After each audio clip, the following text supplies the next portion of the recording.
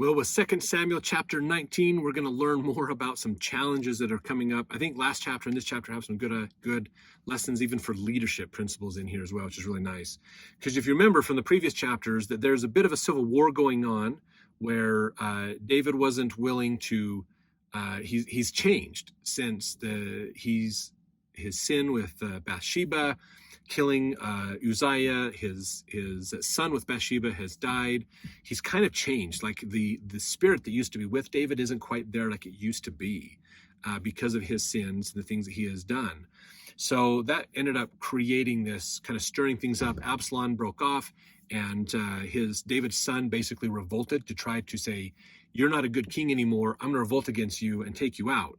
And that's not a good situation to be in. And then now Absalom is dead because of that revolt and that fight. And 20,000 men are dead because of that revolt as well.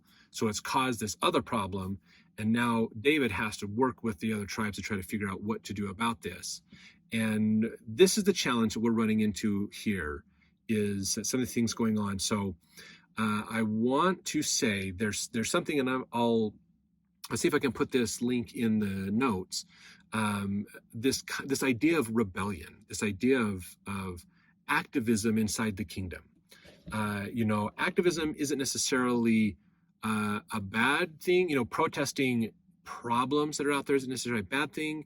The challenge that comes in, and there's a great talk that has recently been put out that talks about this idea of how activism against